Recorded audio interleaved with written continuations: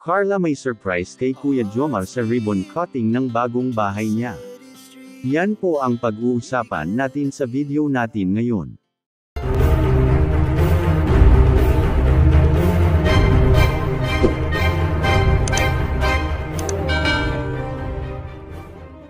Bago po natin simulan ang video natin ngayon, ay binabati ko po kayo ng isang mapagpalang araw, at salamat sa pagdalaw.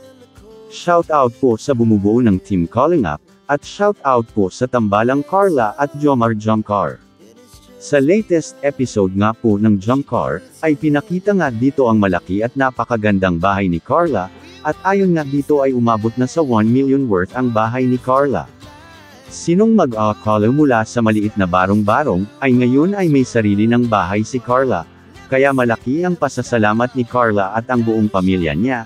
Hindi naman ito magiging posible kung hindi sa tulong ni Calling Up Rob, at ng mga sponsor at mga taga-suporta ni Carla.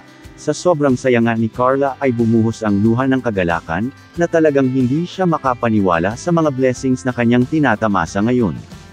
Deserved naman ni Carla kung ano ang meron siya ngayon, dahil mabait, masipag at mapagmahal na anak si Carla, at wala siyang ibang nasa isip kundi matulungan at may ahon sa kahirapan ng kanyang pamilya. Sa isang dako naman, si Carla ay may sorpresang sasabihin kay Jomar, at ayon nga sa dalaga ay ito ay ibibigay niya sa ribbon cutting ng kanyang bahay.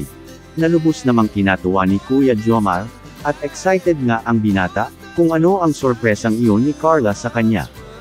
O ano mga calling up, ano kaya ang sorpresang iyon ni Carla kay Jomar? Ito na ba ang hinihintay nating lahat na matinggap ni Kuya Jomar ang matamis na oo ng dalaga? Yan po ang ating aabangan sa susunod na kabanata. Ano pong masasabi nyo sa video po natin ngayon? Let me know your thoughts in the comment section below. At pag-usapan po natin yan sa susunod na video. Maraming salamat po.